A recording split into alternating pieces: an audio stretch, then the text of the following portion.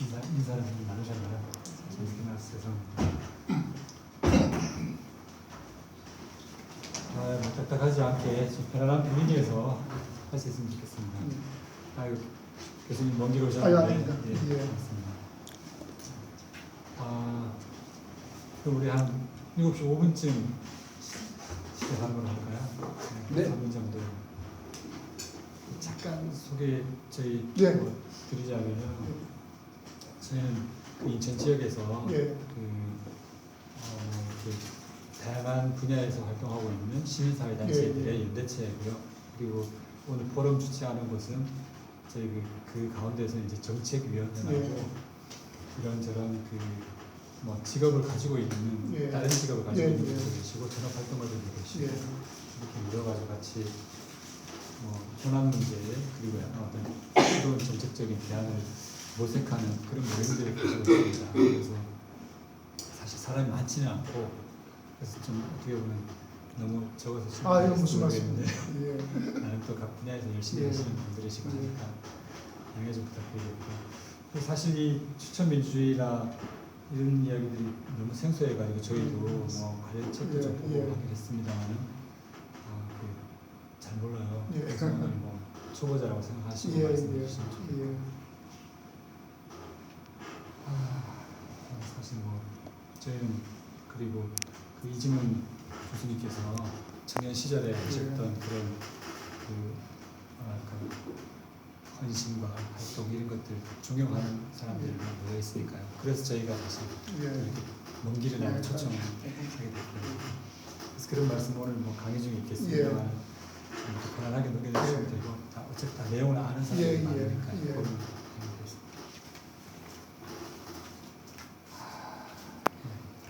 어떻게 뭐 시작해요? 네. 예, 그러면 오늘 시민사회 포럼을 시작하도록 하겠습니다. 오늘은 인천 시민사회단체에서 주최하는 인천 시민사회 포럼 155차입니다. 155차 인천 시민사회 포럼인데요. 오늘의 주제는 추천민주주의와 시민의회가 되겠습니다. 사실 생소한 단어일 수도 있고 처음 접하시는 분들께는 그리고 또 신선한 이야기일 수도 있습니다. 한편으로는. 그래서 지금 뭐 TV 뉴스라든지 신문이라든지 이런 데서 보도되는 것들을 볼 때 내 일하고는 사실은 내 생활하고는 큰 관련이 없는 이야기들로 채워지는 게 많은데요. 조금 더 우리 일상과 그리고 나와 우리 이웃과 관련된 그런 현안들 아니면 그런 관심사, 그런 권리 이런 것들을 찾기 위해서는 어떤 정치 체제를 또 한번 모색해봐야 되는가. 현재 대의 민주주의가 우리 인류 발전에 있어서 마지막 종착역인가, 아니면 또 다른 신선한 시도 아니면 이런 것들도 필요한 시기인가를 고민해보는 그런 시간이 될 텐데요. 오늘은 특히나 이 추천 민주주의 이 분야에 대해서 우리나라에서 가장 오랜 연구를 해오셨던 우리 이진훈 연세대학교 국가관리연구원 연구 교수님 모시고 오늘 말씀 듣도록 하겠습니다. 여러분 큰 박수로 환영해 주시기 바랍니다. 마이크는 없어도 될 것 같은데요? 예. 네. 마이크는 없어도 될 것 같고. 예, 반갑습니다. 이진훈입니다. 말씀하신 것처럼 이 추천민주주의라는 게 너무 생소한 주제입니다. 근데 우리가 배심제, 우리 지금 국민참여 재판제도 배심제를 하고 있지 않습니까? 근데 그게 추천민주주의죠. 우리 배심제를 어떻게 뽑습니까? 무작위로 뽑아서 어떤 공적 역할을 맡기는 거 아니겠습니까? 그게 이제 추천민주주의고, 어떻게 보면 이제 남아있는 유일한 유제인데, 우리가 추천민주주의에 대해서 한번 자세하게 보고자 합니다. 먼저 제가 이 추천민주주의는 제가 12년 전에 연세대 정치학 박사 논문으로 추천제로 논문을 썼는데, 그때 제가 박사 논문을 준비할 때 국내에는 뭐 학위 논문뿐만 아니라 일반 논문조차도 없을 때였습니다. 그리고 당시에 제가 영미권 국가들 이렇게 논문을 검색해 보니까 미국에서도 박사가 학위 하나밖에 없던 정도로 이 정치학에서도 이 추천민주주의는 완전 비주류, 관심사 밖의 주제여서 연구를 할 때 상당히 힘들었던 기억이 나고요. 12년이 지났지만 여전히 뭐 학위 논문을 찾아보기도 힘들고 후속 연구도 우리 인천대 교수님 한 분이 좀 계속해서 논문을 좀 쓰시는 것 같고 한데 물론 이제 그래도 많은 이제 이 말들이 추천민 말 자체가 이제는 뭐 언론이나 학계에서도 좀 사용을 이제 되고 있고 어느 정도 관심이 어느 정도 조금 그래도 뭐 한 10년 전보다는 그 조금은 이제 무엇인지 그 정도 감은 오는 것이 아닌가 생각이 됩니다. 오늘 우리 장소가 정교조 인천 지부인데요. 저는 이제 뒤에도 말씀드려 보겠지만 우리 이제 3월 학기 이제 시작했으니까 한참 이제 우리 학교에서 반장, 부반장 이렇게 뭐 뽑지 않습니까? 근데 제가 박스 논문 적었지만 과연 이 반장, 부반장을 투표를 통해서 뽑는 게 민주주의냐? 제가 어릴 때는 이제 담임 선생님이 임명을 했죠.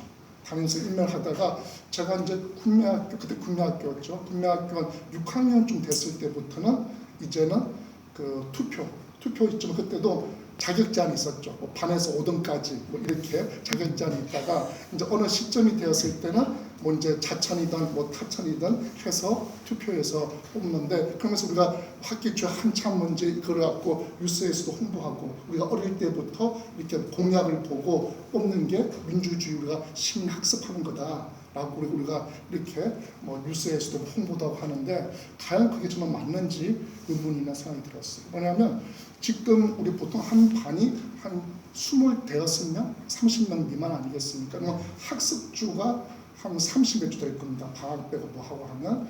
그러면 차라리 일주일씩 돌아가면서 그 반장 역할을 맡기는 게 오히려 민주주의 아닌가. 제가 그 미국에 사는 친구한테 물어봤어요. 미국에도 그러면 이런 반장을 뽑냐? 그랬더니 전체 학교 회장은 있죠. 전체 학교 회장은 있지만 반마다 반장이라는 개념은 없다. 그냥 우리 따지면 당번이 일주일씩 하는 거 아니겠습니까? 그러니까 당번 개념이다. 그래서 급식할 때 급식 봉사하고 이게 역할이다.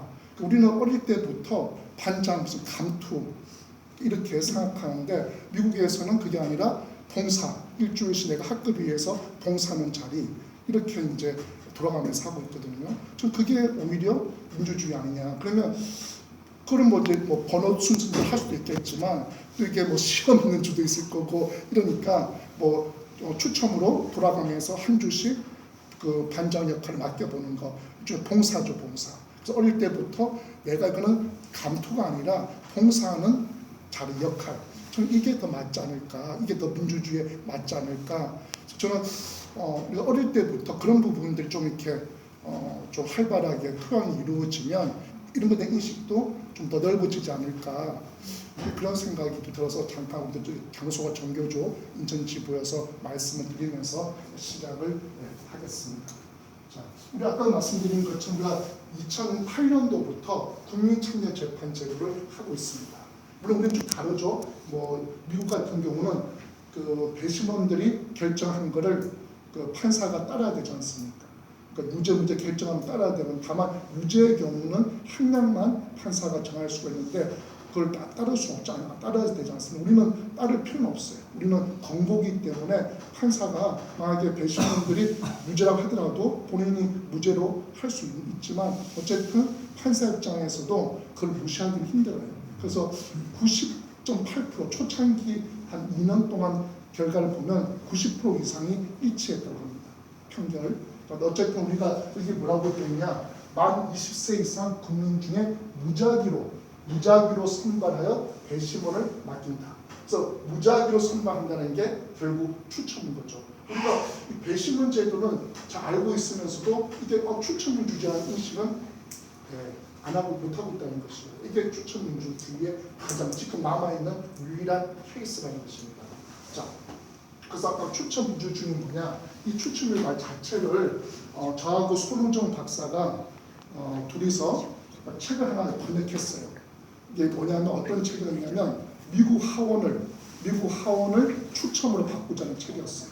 미국 하원을. 그래서 그걸 저희가 번역하면서 그게 원제는 시민의회, 시민입법부 정도인데 그렇게 하는 것보다는 추첨민주주의를 쓰자 해서 추첨민주주의를 이제 저희가 이제 이 책을 내면서 갖고 시작했고 그 다음부터 조금 이제 추첨의 자체가 세지고 있죠. 어쨌든 추첨민주주의는 추첨을 통해서 우리가 정치, 행정, 입법, 사법 등 공적인 영역에서 업무를 담당할 사람을 선택하는 것, 이 추첨민주주의로 볼 수 있을 것 같습니다. 자, 근데 우리가 배워왔던 고정적인 인식이죠. 뭡니까?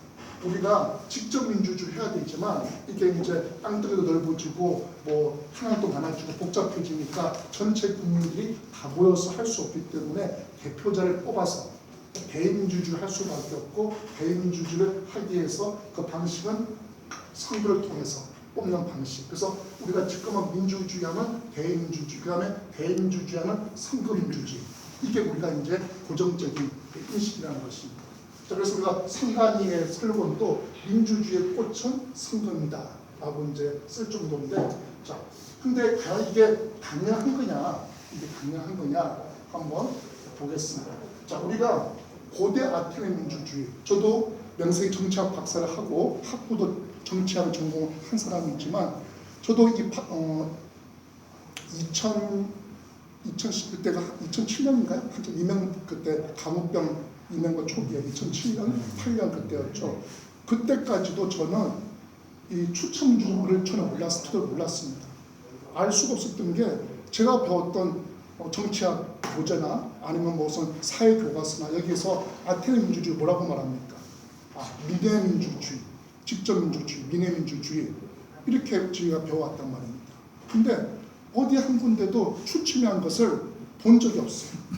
그러니까 제가 어디서 그걸 봤냐면 제가 살면서 가장 충격을 받았을 때가 그 책을 봤을 때였습니다. 우리나라에 번역된 책 제목은 뭐냐면 선거는 민주적인가? 버나드 마닝의 책인데 선거는 민주적인가라는 책으로 번역된 책을 저희 선배분이 한번 읽어봐라 했는데 물론 그 책은 추첨민주주의를 옹호하는 책은 아니에요. 근데 앞에 전반부가 고대 아테네 민주주의를 추첨민주주의라는 것을 잘 풀어서 설명하고 있습니다. 그래서 저도 깜짝 놀랐어요. 고대 아테네 민주주의가 민의민주주의, 직접민주주의가 아니라 추첨민주주의가 핵심이었다는 것을 저도 40여 년 동안 정치학을 공부했던 사람이지만 몰랐어요. 자, 이게 뭐냐면 고대 아테네 민주주의는 추첨민주주의 핵심이다. 자, 뭐가 핵심이냐? 자, 민의민주주의가 전부가 아니라 우리도 상부가 있죠. 마찬가지로 당시에 그 행정, 입법, 사법 한 3부 역할을 하는 조직이 있었는데 그 행정관 일부만 제외하고는 모든 공직을 추첨으로 뽑았습니다. 그러니까 그 500인 평의회, 그다음에 시민법정, 그다음에 600명, 700명 행정관 중에서 한 100명 정도 장군, 재정 담당 이 사람들만 빼고는 모든 공직을 추첨으로 뽑았다는 게 아테네 민주주의의 핵심이었습니다. 네, 자, 그래서 이것도 또 잠깐 쓴 게 아니에요. 잠깐 쓴 게 아니라 기원전 504년 솔론 개혁부터 멸망할 때까지 300년 동안 유지되었던 겁니다. 그러니까 몇십 년 한 게 아니라 300년 가까이 고대 아테네 민주주의에서 이게 어떤 정치의 그런 중심이었다는 겁니다. 자, 우리가 당시에 아테네 시민을 한 대략 3만 명 정도로 생각하고 있습니다. 근데 우리 미네가 있지 않습니까? 자, 미네가 앉을 수 있는 자리가 6,000명 됩니다. 그 자리가. 자, 그러면 지금도 마찬가지입니다. 만약에 여기가 미네 장소다. 그러면 여기 인천에서도 여기가 미네 장소라고 하면 요 근처에 사람분들이 오기 편하지 저 강화도나 옹진군의 사람분들이 올 수 있겠습니까? 거리상? 물론 지금은 대중교통이 발달되어 있지만 그렇지 않을 때, 걸어서 와야 될 때, 그리고 또 지금도 마찬가지지만 내가 하루 일해서 하루 어떤 내가 생활을 하는 분들이 올 수 있겠습니까? 여유가 있어야 올 거 아닙니까? 내가 하루 벌어서 하루 이제 먹고 살아야 되는데 여기 와서 앉아있을 시간이 없었어요. 자, 그러니까 당시 민회도 그래서 이후에는 있잖아요. 민회에 오면 돈을 줬습니다. 처음에 돈을 안 줬어요. 그러니까 결국은 그런 분들 모른단 말이에요. 그래서 민회에 오면 하루 일당을 줬습니다. 나중에 줬는데 어쨌든 민회가 전체 시민들이 결정이 아니라 민회에 참석한 시민들의 결정이고 더 중요한 것은 평의회 시민법정 행정관이 갖고 있었다는 것입니다. 자, 일단은 평의회는 뭐냐? 자, 민회에서 결정을 하죠. 민회에서 결정을 하는데 결정할 거를 정해야 될 거 아닙니까? 만약에 민회에서 오늘 무엇을 결정할지를 민회에서 정한다. 그러면 하루 다 갈 겁니다. 그렇죠? 어떤 A는 이거 하자, B는 이거 하자. 그러면 그거 말하다 하루 다 갈 겁니다. 그래서 민회에서 결정할 거를 법안이라든지 어떤 결정할 내용 안건을 제안하는 곳이 500인 평의회입니다. 그 평의회에서 그런 민회에서 다룰 내용들을 안건이나 법안을 준비해서 제출해 주는 겁니다. 근데 500인 평의회는 어떻게 뽑았냐? 30세 이상 시민들 중에서 자원자 중에서 당시에 아테네 10개 부족이 있었습니다. 10개 부족인데 부족당 50명씩 추첨 통해서 500명으로 1년 임기인데 2번 이상 할 수가 없어요. 한 번만 할 수 있어요. 그런데 그럼 어떻게 하냐? 지금 우리가 12달이지만 당시 10달이었죠, 1년이. 그러니까 이 500명이 같이 활동하는 게 아니라 50명씩 한 달 하는 겁니다. 50명씩 한 달. 그리고 그 순서도 추첨을 해요. 그리고 그 50명 중에서 또 한 명을 뽑아서 그날의 국가의 수반이 됩니다. 어쨌든 뭐 외교 관계도 해야 되지 않습니까? 그래서 국가의 최고 이제 수반을 그 50명 중에서 또 한 명 뽑아서 오늘은 이 사람이 국가 수반이 되는 것이죠. 그러니까 이렇게 했었고 그 다음에 자 시민법정은 우리 지금 따지면 우리 법원과 헌법재판소를 합한 겁니다. 지금 우리가 헌법재판소가 국회에서 통과시킨 법에 대해서 이연을 할 수 있지 않습니까? 빠질 수 있는 것처럼 그리고 또 우리가 탄핵도 하지 않습니까? 헌법재판소에서 결정을 마찬가지로 이 시민법정에서 민회에서 통과시킨 이 법과칙령에 대해서 이거를 무효화시킬 수 있었어요. 무효화시킬 수가 있었기 때문에 어떻게 보면 시민법정이 가장 큰 권한을 갖고 있었다라고 볼 수 있는데 어떻게 뽑았냐? 마찬가지로 30세 이상 시민들 중에서 자원자의 대상으로 6,000명을 뽑습니다. 연초에 6,000명 뽑아가지고 6,000명이 그럼 다 예를 들어서 오늘 6,000명이 다 오지 않을 거 아닙니까? 오늘은 만약에 한 300명이 왔어. 그럼 300명 중에 추첨해서 자 당신은 A 법정, 당신은 B 법정 이런 식으로 또 추첨을 해서 배분을 해요. 자 가장 큰 이유는 뭐냐면 매수를 못해요. 매수. 왜냐하면 내 재판을 누가 할지 알면 매수를 할 거 아닙니까? 근데 이렇게 하면 누가 내 재판을 할지 6,000명을 다 매수할 수 없지 않습니까?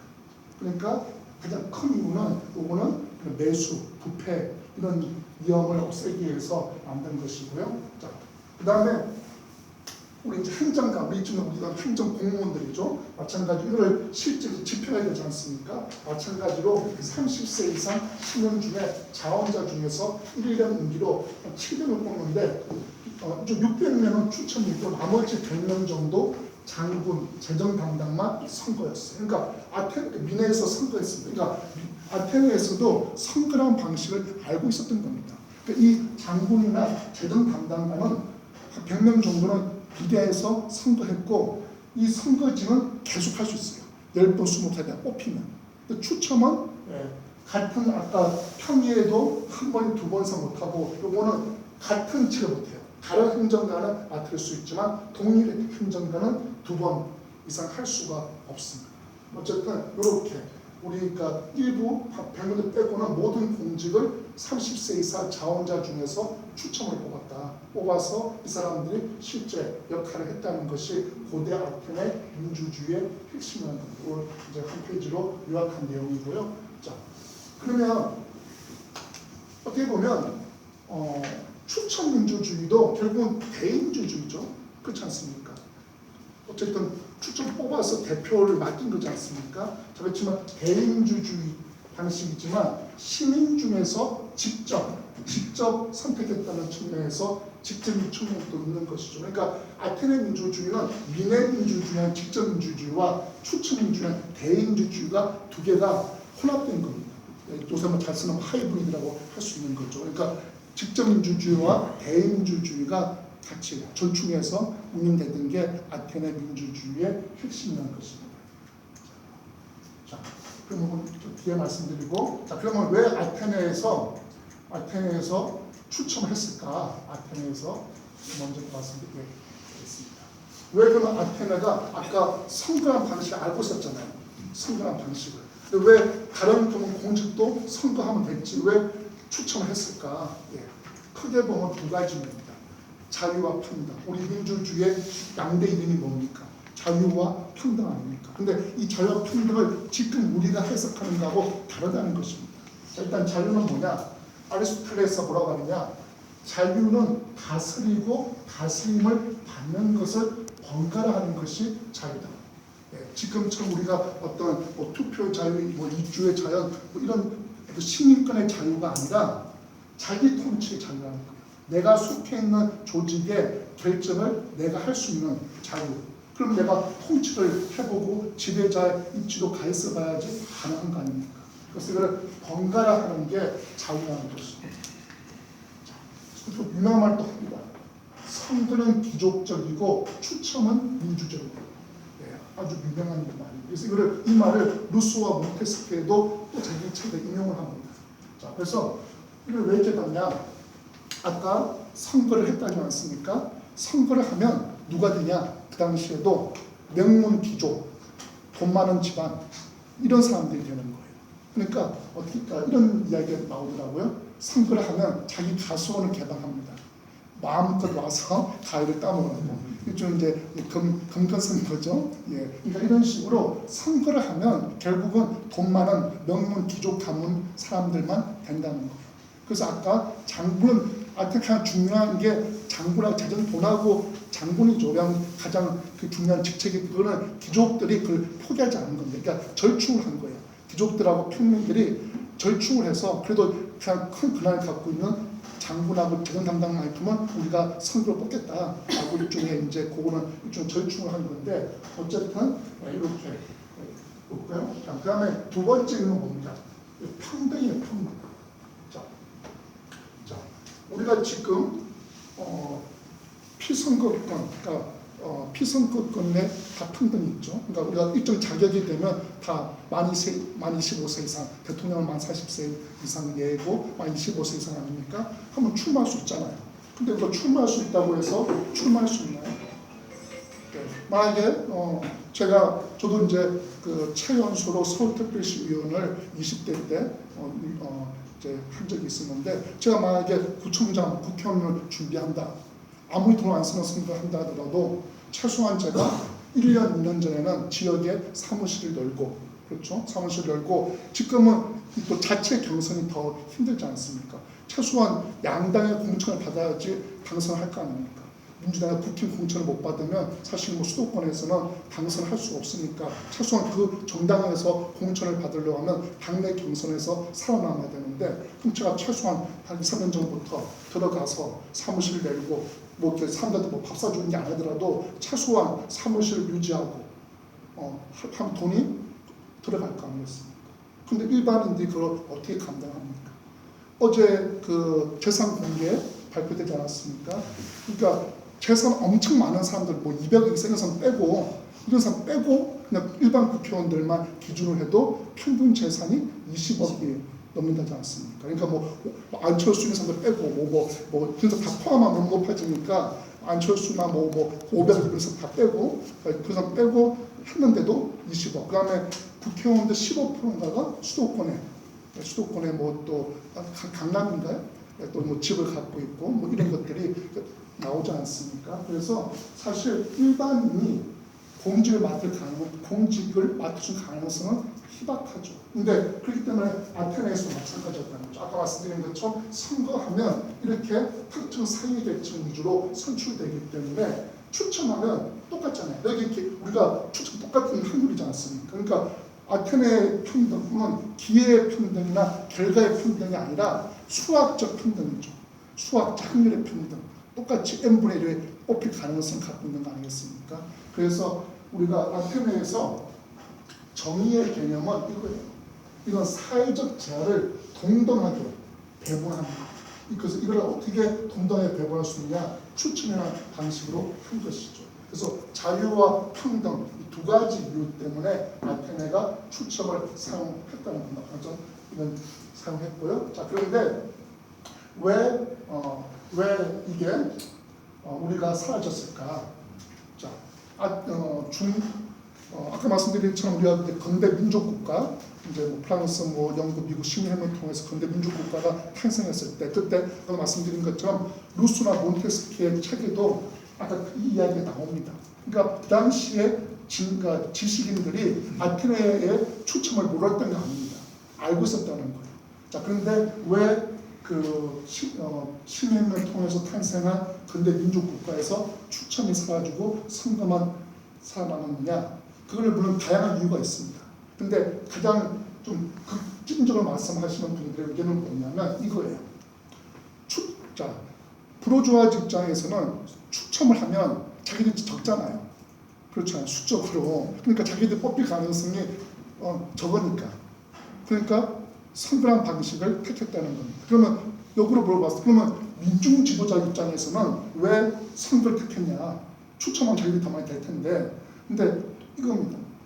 어떤 오판을 했냐면 우리가 수가 많기 때문에 선거에도 우리가 이길 거다. 지금 마찬가지 아닙니까? 지금 또 우리가 그 논리를 하면 노동자, 농민, 뭐 이런 계층들이 훨씬 더 많은데 왜 진보 정당이 그렇습니까?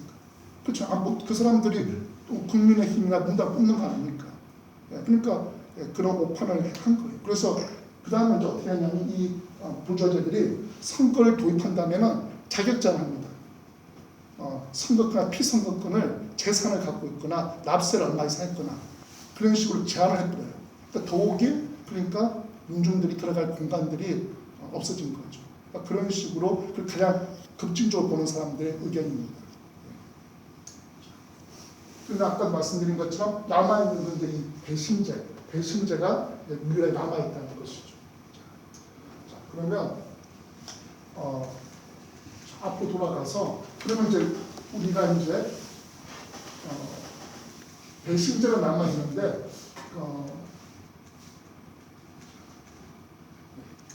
그러면 지금 현대 우리 민주주의 국가에서 추천형 방식을 활용하고 있느냐? 이게 시민의회 방식이에요. 시민의회. 자, 제가 지난달에도 중앙일보도 한번 칼럼을 쓴 게 뭐냐면 지금 우리 다음 국회의원 선거제도 논의가 한참 이루어지고 있지 않습니까? 그래서 국회 차원에서 뭐 이렇게 안에 올라서 그거 갖고 뭐 전원 국회의원들이 뭐 해가지고 안을 결정한다고 이제 하는데 제가 봤을 때는 바꾸기 힘들 겁니다. 다 서로 당리가 있고 또 국회의원들 개개인마다 자기들 이해하는 게 있기 때문에 제가 봤을 때는 바뀔 가능성은 거의 제로라고 봅니다. 똑같은 이유였어요. 캐나다 같은 경우도 주정부, 캐나다는 주정부마다 다 달라요. 선거제도가. 우리는 하나 웃긴 게 뭐냐? 지방자치를 하고 있지 않습니까? 근데 똑같은 방식으로 선거를 해요. 그게 무슨 지방자치예요? 그렇지 않습니까? 만약에 우리 인천 같은 경우도 내에서 시의원들 중에서 시장을 뽑을 수 있는 것이고 그렇지 않습니까? 그러니까 그 방식을 지역에서 정하는 게 맞는 것이지 아니면 의원 수도 다 정해져 있잖아요. 그 국가에서 행안부 다 정해놨지 않습니까? 그게 아니라 우리 인천에서 우리는 만약에 몇 명을 하든지 인천에서 정해야 되는 거죠. 그게 지방자치지 무슨 똑같은 방식으로 똑같은 날 선거하는 게 무슨 지방자치입니까? 어쨌든 캐나다 같은 경우는 주정부마다 선거제도 달랐어요. 자, 근데 브리티시 콜롬비아 일반 시민들이에요. 시민의회를 한 건데 자 뭐냐 2천 사람들은 PC 오스트랄리아 주에서 했는데 자, 왜 했냐? 이 브리티시 콜롬비아도 이 소송구제였어요. 소송구제. 그러다 보니까 어떻게 되냐? 자, 자유당이 42% 얻었어요. 그러니까 시민 30%, 별 차이 없었잖아요. 그런데 75석 중에 39석을 가져가요. 그 더 심한 거는 60% 모았는데 77 가져갑니다.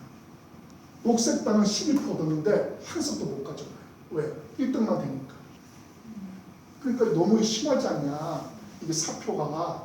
그래서 당시에 야당 당수가 뭐라고 하느냐, 우리가 집권하면 선거제도 바꿀 거다. 근데 의원들 맡기면 안 바꿀 거다. 자기들 당내 당력 때문에. 그래서 시민들한테 맡기겠다. 시민들한테. 그리고 이제 공약했고, 그 다음 선거에서 야당이 이제 입당이 돼가지고 그걸 이제 하게 되는 겁니다. 그래서 어떻게 하냐, 선거구마다 추첨을 통해서 남녀 한 명씩. 그러니까 어떻게 하냐면 처음에 한 10만 명 가까운 사람들 추첨 뽑아요. 그러니까 지역별로 성 연령을 고려해서 뽑은 다음에 그 사람들한테 일일이 우편을 보냅니다. 당신이 이게 뭐 10만 명 들어왔는데 지금 풀트를 갈까 말 거냐, 본인이 선택하는 거죠. 왜냐하면 그것도 강제시킬 수는 없으니까 일단은 처음부터 이제 만약에 자원을 하려고 하면 또 이게 안 할 거 아닙니까? 처음부터 자원자 중에서 추첨하면 이게 또 일반 사람들도 안 한단 말이에요. 그래서 일단은 다 뽑은 다음에 물어보는 거예요. 당신이 뽑혔는데 최종 풀트를 갈까 말 거냐, 나는 노 하면 이제 그 사람들 빼고 해서 최종적으로 남은 사람들 중에서 남녀 한 명씩 선거구마다. 그래서 158명을 뽑고, 그다음에 그 캐나다는 인디언 그 지역 있지 않습니까? 인디언 지역에서 2명, 그다음에 의장만 그 법관 임명직 해가지고 161명으로 어떻게 하냐, 한 10개월 정도 운영되는데 매일 한 달에 한 번씩 주말에 만나요. 주말에 일반 일을. 그래서 1단계는 뭐 하냐, 공부를 시킵니다. 왜? 일반 사람들이 선거제도 모르지 않습니까? 그래서 대학 1학년 정도 교양과목 수준으로 선거제도를 학습을 시켜요. 다양한 선거제도에 대해서. 2단계는 각 그 주를 다니면서 청문회합니다. 청문회하면서 의견도 수렴하고 홈페이지 통해서 의견 수렴해요. 3단계는 뭐냐? 지금 우리 소선거구 제도를 계속 할 거냐 말 거냐? 노. 다른 걸 바꿔야 된다. 뭘 바꿀 거냐? 그래서 그 당시 뭘 정했냐면 이거 좀 유전의식입니다. 단기 이양식. 뭐냐면 그러니까 표를 이양시키는 거예요. 그러니까 예를 들어서 5명 후보가 나왔다. 5명 왔는데 1등이 가반수 얻었으면 돼. 근데 가반수 말고 못 얻었어. 1등이 40% 얻었어. 그러면 5등 한 사람 표, 5등 한 사람한테 두 번째로 투표한 사람 있죠? 이 사람 표를 넘겨주는 거예요. 그래서 50표 넘게 만들어주는 거예요. 복잡하죠. 투표도 복잡하고 투표할 때도 내가 다 수를 정해야 돼요. 5명이면 1등 5등까지 순서를 정해야 되고 개표도 복잡해지겠죠. 어쨌든 그거를 결정해가지고 주민투표로 넘겼는데 아깝게 두게 됐어요. 왜냐하면 이제 두 가지 기준을 제시한 거예요. 우리는 한 가지부터 하면 되는데 이때는 두 가지 기준을 제시해서 하나는 됐는데 하나가 좀 모자라서 부결됐는데 부결된 게 중요한 게 아니라 어쨌든 1년 가까이 추천한 방식으로 시민들이 뽑혀와서 수기와 토론을 통해서 개혁방안을 결정했다는 것, 그것도 성공적으로 운영이 됐다는 것, 이게 의미가 있다는 것. 그리고 그 당시에 가장 공공적 홈페이지 중에서 가장 많이 들어갔던 홈페이지가 이거였어요. 공공 홈페이지 중에서 시민들이 가장 관심을 갖고 봤던 게. 물론 이제 이제 오는 분들한테는 이제 비용을 수당을 줬어요. 수당을 주고 만약에 아이가 있는 사람들은 육아 이렇게 뭐 도우미도 지원하고 이런 식으로 해서 와서 할 수 있게끔. 그래서 중도 이탈자 한 명밖에 없었고 평균 출생률이 95% 넘습니다. 성공적으로 됐었어요. 그래서 제가 이걸 갖고 계속해서 이제 탄력을 쓰는 거고 최근에도 쓴 게 그겁니다. 이번 이제 22대인데 다음 국회가 다음 국회의원 선거 이제 1년 남겨놓고 있는데 지금 국회의원들한테 맡겨봤자 안 한다. 그리고 우리나라 국민들은 세 가지를 반대합니다. 그냥 여론조사하면 첫 번째 국회를 열리는 거 반대합니다. 비대표를 열리는 거 반대해요. 그다음에 소선거구제 선호합니다. 우리 국민들은. 그러니까 여론조사를 하면 일단은 소선거구제 좋아해요. 그다음에 비대표를 열리는 거 반대합니다. 그리고 의원들 반대해요. 근데 그거는 우리가 막연하게 느꼈을 때 이야기고 이게 막상 어떤 수기를 통해서 찬반을 들었을 때는 사람들 의견이 바뀔 수도 있어요. 그렇죠? 그래서 저는 그리고 지금 국회의원들이 안 바꿉니다. 안 바꿔요. 그래서 지금도 빨리 국회 차원에서 이 캐나다 방식을 빨리 한 500명 뽑아가지고 한 반년 정도 빨리 해서 하는 게 더 의미가 있지 않느냐. 그래서 그걸 결정된 거를 뭐 국회에서 찬반한다든지 이런 식으로 하는 게 훨씬 더 유용하지 않냐. 그리고 아니면 사실 다음 선거 너무 촉박하고 현재 국회의원들이 자기네 다음 선거 자기들이 출마하기 때문에 저는 차라리 법을 바꿔서 지금 국회에서 그 다음 법을 바꾸게 하는 게 낫지 않을까. 지금 자기네들 자기 다음 선거에 걸리니까 훨씬 더 이한게 걸려있지 않습니까? 그래서 시간도 촉박하니까 저는 5년 뒤 국회의원 선거 제도를 진짜 시민의회 방식으로 여유 있게 해서 만들어주는 게 좋지 않을까 생각하는데 어쨌든 이렇게 캐나다 방식으로 했었고요. 그 다음에 이제 아일랜드 경우는 헌법 조항을 바꾸는 헌법회의를 시민의회로 합니다. 처음에는 했을 때 그때는 3분의 2는 시민, 3분의 2는 국회의원이었어요. 근데 이렇게 해서 했다가 아예 문제가 있다 해가지고 아예 시민의회는 전체 다를 시민들로 합니다. 성취들 연구로해서. 그래서 대표적인 거예요.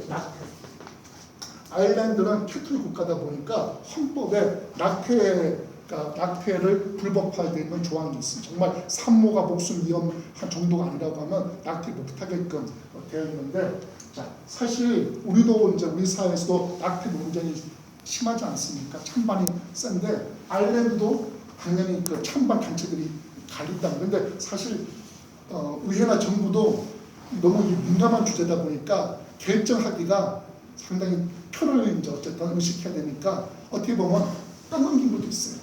그러니까 자기네들이 결정하기가 너무 부담되기 때문에 시민의견도 있겠지만 어쨌든 자 이렇게 99명 의장만 대법관 정부 진행해가지고 이렇게 이 네 가지 그 헌법 조항에 대해서 어떤 안을 도출하게 하는데 이게 이제 우리 시민회에서 뭐 찬성점, 뭐 반대점 나와서 이제 하는 거예요. 그래서 매달 첫 주에 1박 2일로 개최되고 전문가, 시민단체 이런 사람들이 뭐 프로젝트 진행하고 찬반하고 이렇게 질의응답 토론하고 이렇게 하고 다 이게 생중계되고 논량할 수 있게끔 해가지고 이 5회에 거쳐서 낙태에 대해서 87%가 이거는 바꿔야 된다. 헌법적으로 빼야 된다. 해가지고 이거를 이제 의회 넘겼고 의회에서 다시 정부 넘겨가지고 국민투표에서 국민투표 통해서 낙태를 허용하게 됩니다. 그러니까 시민의회, 그다음에 의회 넘기고 의회에서 정부 넘기고 정부에서 최종적으로. 그러니까 의회하고 정부에서는 찬반한 건 없습니다. 그러니까 시민에서 결정된 내용을 국민투표할 때 다 사람들이 알게끔 하고 그거를 갖고 시민들이 투표하게끔 해서 국민투표 최종적으로 낙태를 허용하는 것. 그래서 이렇게 헌법 조항을 바꾸는데도 시민들이 이렇게 참여를 했다는 것입니다.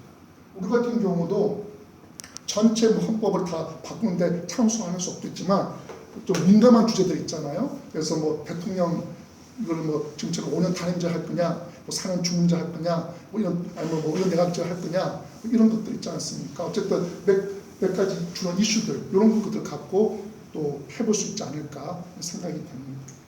그다음에 이제 우리가 기후 위기 문제가 있어서 프랑스하고 영국에서 이런 기후 회의를 다 전부 프랑스는 대통령이 제안해서 그다음에 영국은 의회에서 제안해가지고 일반 시민들 뽑아가지고 이런 기후 대처에 대한 어떤 보고서를 의회에다 제출하게끔 한 게 또 최근에 있었습니다. 우리 같은 경우도 잘 아시는 것처럼 문재인 대통령 초기에 신고리 이게 추천이죠. 그렇죠? 신고리 그거 할 때 어떻게 했습니까? 우리 19세 이상 국민 중에서 우리가 이게 또 지역 성연령을 청하해가지고 일단 2만 명을 뽑은 다음에 다시 이제 해가지고 500명 뽑아가지고 이 사람들이 모여가지고 2박 3일 동안 천에서 모여가지고 한 거 아닙니까? 그래서 결정된 거를 그대로 이제 대통령이 그냥 그 통과시켜버렸던 거죠. 자, 그래서 우리 같은 경우도 사실 신고리 공론화는 저는 뭐 여러 문제점이 있지만 그냥 큰 문제점은 거기에서 결정된 걸 무조건 그냥 그걸로 끝나버렸잖아요. 뭐 국민투표를 하거나 다시 거기 논의하는 게 아니라 그게 과연 또 맞는 거냐?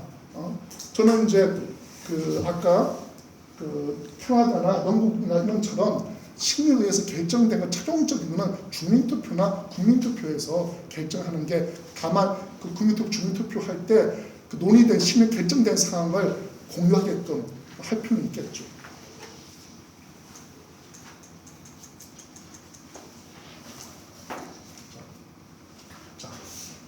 아테네가 뭐 추첨을 썼다고 해서 이게 중요한 게 아니죠.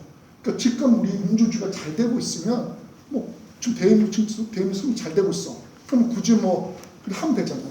근데 지금 다 모든 사람들이 우리가 있는 대의민주주의, 직접 대의민주주의, 선거민주주의, 국회의원 지방의회에 대해서 문제를 제기를 하고 있지 않습니까? 그래서 대안에 대한 논의들이 나오는데 과연 그러면 선거에서 얘가 민주주의 가치에 부합되느냐?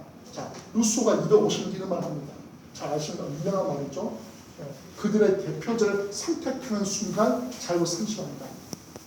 의원들 뽑을 때만 자유롭다. 그렇죠. 우리도 선거 때만 와서 뭐 무슨 하다가 그렇지 않습니까? 자, 그래서 지금 우리가 자유라는 게 그거잖아요. 우리가 뭐 선거하고 뭐 인증샷 올리고 뭐 이게 투표 이게 자유가 국한되면 그게 아니라 말씀드린 것처럼 자기 통치의 자유 이런 부분들, 그다음에 평등 부분도 마찬가지다. 아까 말씀드린 것처럼 우리는 결국은 어떤 사람이 됩니까? 돈 있는 사람이거나 어떤 정말 유명한 뭐 진짜 뭐 TV에 뭐 유명한 뭐 앵커라든지 뭐 변호사라든지 이런 사람들, 아니면 뭐 변호사 교수 같은 전문직을 갖고 있거나 아니면 뭐 정당 지도자 긴밀한 관계를 맺고 있거나 이런 사람들이 아니면 사실 뭐 출마 자체를 저 같은 경우도 뭐 가끔 저한테 물어봐요. 출마 안 하냐 물어보는데 그것처럼 돈이 있어 출마를 하죠. 제가 만약에 한 2, 30억 있어. 그럼 저 출마하겠어요. 출마하겠어요. 그런데 그렇지 못하니까 사실 엄두가 안 나는 겁니다. 그리고 제가 만약에 뭐 교수나 변호사나 의사다 직업이 있다. 그럼 또 할 수 있을 것 같아요. 왜? 떨어지다 내 먹고 살 게 있으니까. 근데 일반 사람들이 어떻게 그걸 할 수 있겠어요. 그래서 저는 일단은 엘리트 일반 시민사 경제적 불평등이 발생을 하고 있는 것이죠. 그러니까 우리 가끔 이런 기사 볼 때 있어요. 국회의원들 중에 흑수저 출신 국회의원. 근데 자 그러면 그 자녀는 지금 흑수저인가요? 아니잖아요. 그 국회의원은 흑수 출신일 수 있겠지. 근데 지금 그 국회의원의 자녀들이 흑수저인가요? 아니지 않습니까?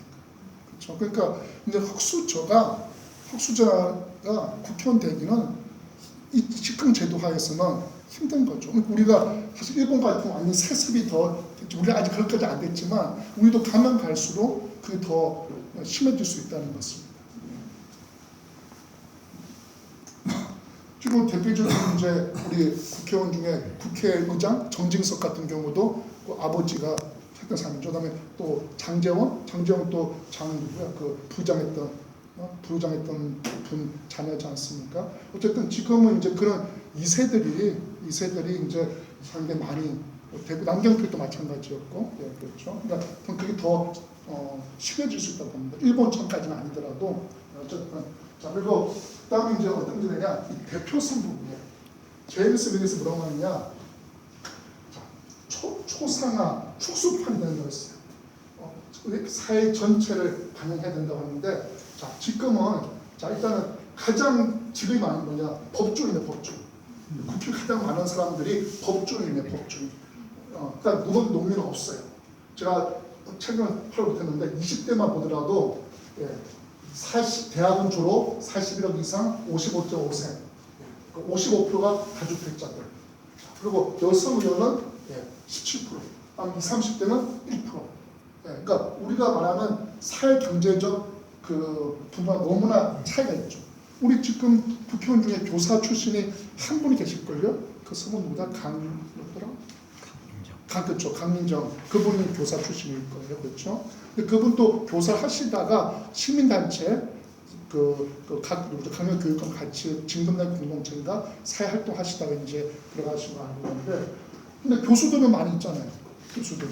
그렇죠? 근데 교수들은 국회의원 해도 휴지만 하면 되잖아요. 근데 교사들은 사퇴하고 자기 직업 버리고 가야 되는데. 그렇죠? 네. 그래서 이게 대표성의 예국이 뭐가 문제냐? 이익 대변 예국이 발생한다는 거예요. 그러니까 예를 들어서 저는 늦게 아이를 얻어서 초등학생 아이가 있는데요. 애들이 이제 그 우리 수도권에서 뭐 서울의 대도시에서 아이들이 이제 어린이집 다닐 때 이사를 가려고 할 때 제일 큰 점은 어린이집입니다. 이사를 갈 때 서울과 대도시에서 이사를 갈 때 가는 곳에 어린이집이 없어 애들이. 저도 이사를 갈 때 둘째 같은 경우는 2달 동안은 집에 있었어요. 어린이집이 없었기 때문에. 그러니까 국회의원들이 이런 문제에 대해서 인식을 하냐. 근데 만약에 우리 일반 한 30대 이제 그 애를 둔 부모들은 제일 첫 문제가 양육 문제, 보육 문제를 말하지 않겠습니까? 그다음에 20대 대학생들은 뭐 말하겠습니까? 이런 그 기숙사, 등록금 이런 것들을 말하지 않겠습니까? 그러니까 우리 국회의원들이 무슨 선거 때 시장통에 와서 뭐 오뎅 사 먹고 떡볶이 사 먹고 이런다고 해서 알 수가 없는 거죠. 아까 그 자유 개념 말씀드렸잖아요. 다시 돌려 하는 게 자유다. 그게 무슨 말이냐? 내가 그 이치를 경험해봐야 된다는 거죠. 그 이치를. 내가 그래야지 내가 그 자리에 갔을 때 그걸 알고 반영할 수가 있는데 지금은 그게 안 된다는 것입니다. 그다음에 대표적인 걸로 우리가 여성 의원들이 그래도 비례대표를 홀짝수 할당을 하면서 그래도 많이 들었었잖아요. 그래도 물론 적지만 17%밖에 안 됐지만 이전에 더 적었잖아요. 근데 어쨌든 비례대표 1357고 하면서 그래도 늘어났는데 16대부터가 17대 늘어났습니다. 그래서 그때 여성들 들어가면서 뭘 했냐? 2가지 법, 여성계에서 주장하는 거, 그 호주제 폐지, 그다음에 성매매법 이 2가지를 그 당시에 여성 의원들이 들어가면서 한 겁니다. 그러니까 어떻게 보면 여성 의원들이 들어갔기 때문에 그